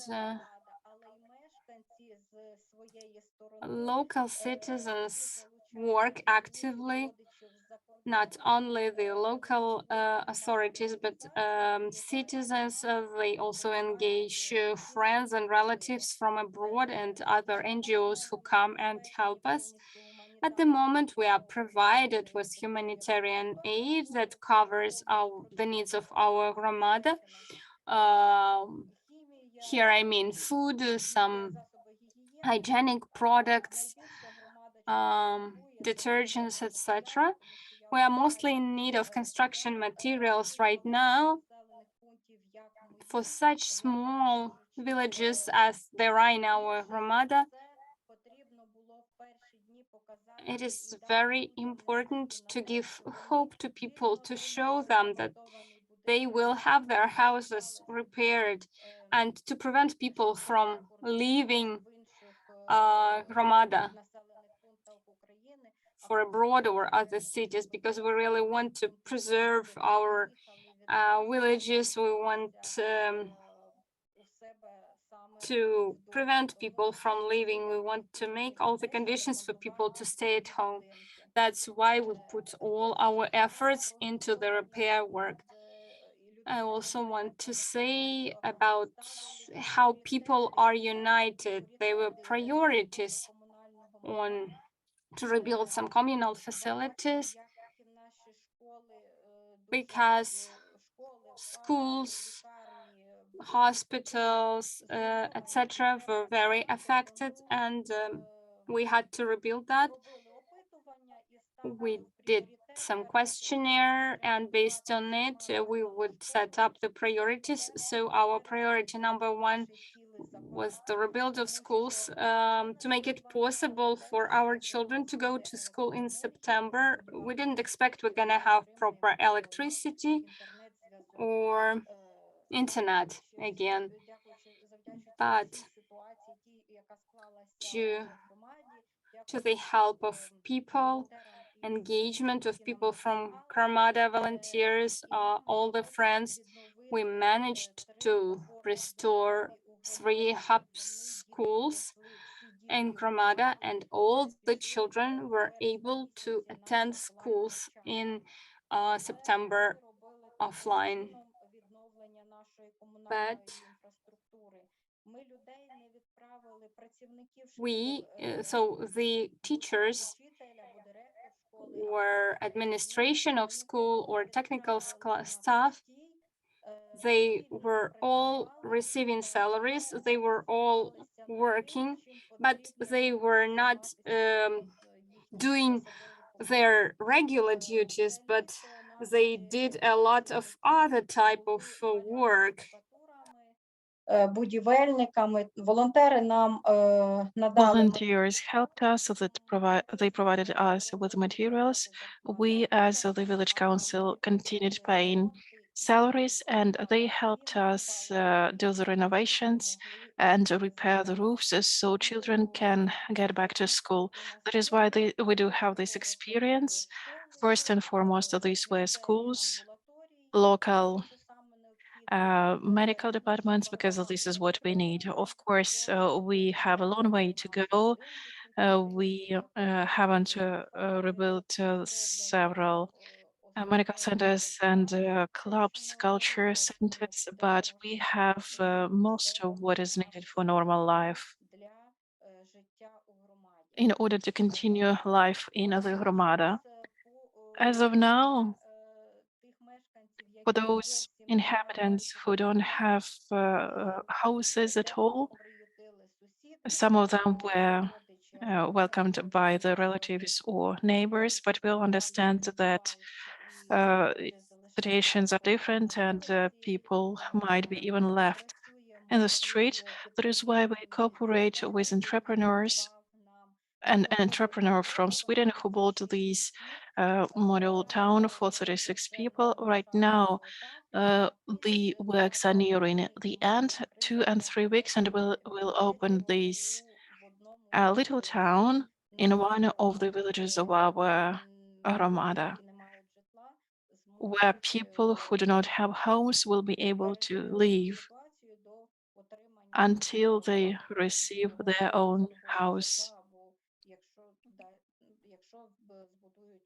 Or probably they will have new houses, new flats built for them. Thank you so much, Olena. I would like to ask you to sum up because we don't have much time, unfortunately. Can you please tell us what challenges do you face today? And also, are you thinking about not only tactical but strategic plans of recovery?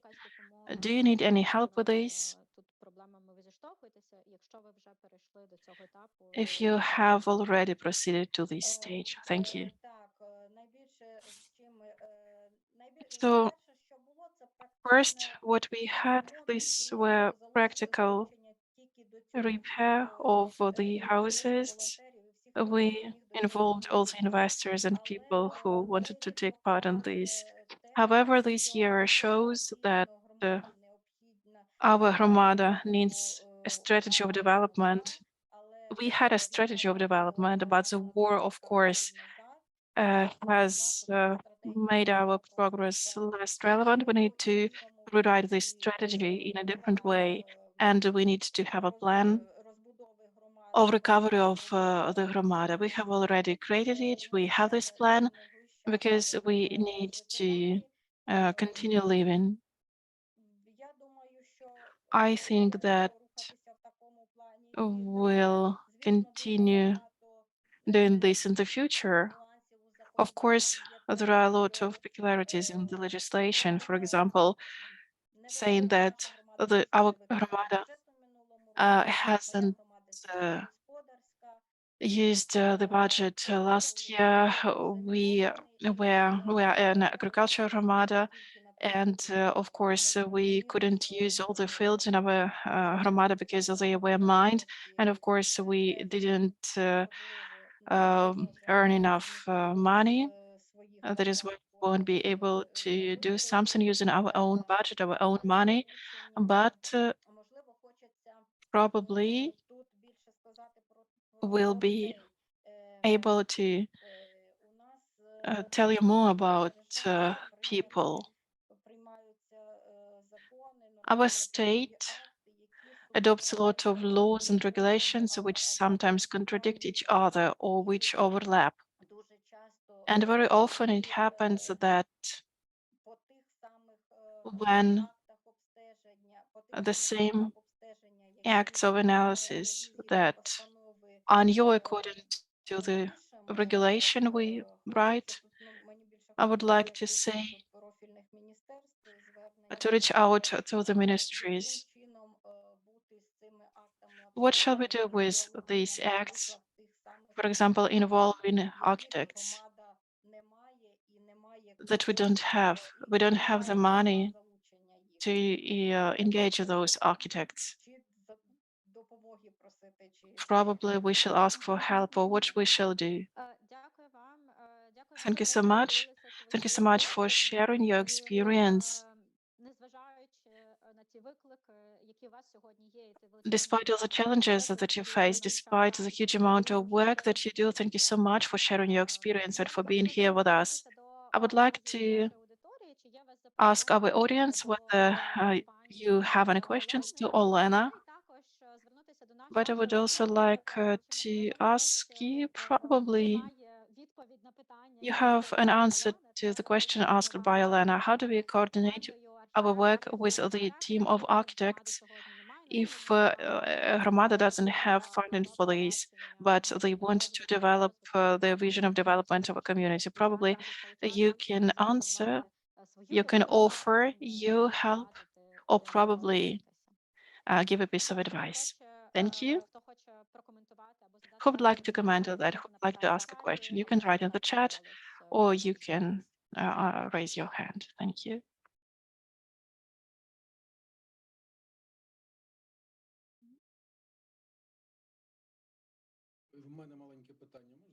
I have a question. May I? Yes, of course. Наступний буде Константин. Да, Дмитро? Дмитро?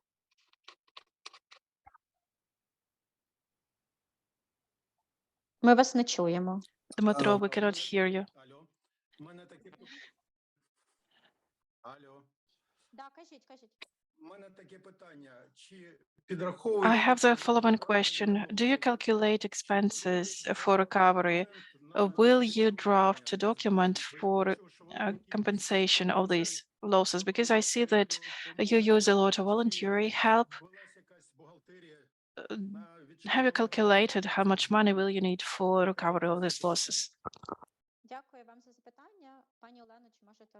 Olena, can you please answer? Speaking of houses, then of course we didn't do that because we don't have any money in the Hromada. As for the compensation of the losses in the utilities, in the utility buildings, of course, experts has did it. They have carried out an evaluation of our losses. Thank you so much for the answer. Konstantin, over to you. Hi, dear colleagues. Thank you so much, Olena, for your resilience. Of course, we know that your community has suffered a lot. Before the war, I visited it when I was in Chernihiv Oblast near Barashivka. I had to see several results of the activities of so-called liberators. As for your question about the architects, I know that there are situations when several communities get together and they hire one architect. I wouldn't say that this is the best way to go because, of course, this one architect might not have enough time to do that, but if you properly plan his work, then probably it's a way to go. So this is an outsource in the situation that you have. I would also like to comment on the activities of my agency. We are finding investments into the hromadas. We are located in west of Ukraine, but in any case, we cooperate with many international partners and will be happy to help you to find investments for your hromada.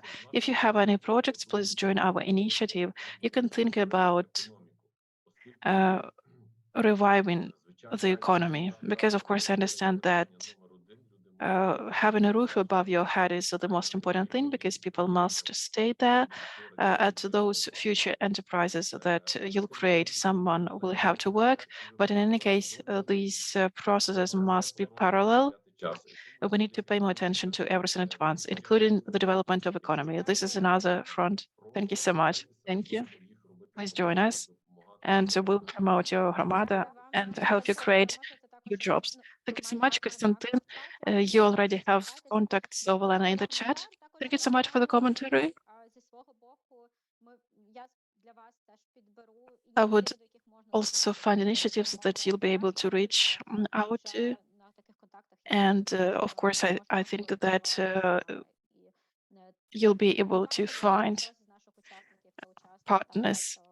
If some of our participants would like to help you, to help the Ivanovo hromada, then you have Olena's contacts in the chat. And they are also in the presentation. A couple of minutes to wrap up. Probably some of you would like to comment on what we've talked about, to comment on those cases that we have presented or topics for discussion. I give you this opportunity and share your comments. Probably you have these comments. Thank you.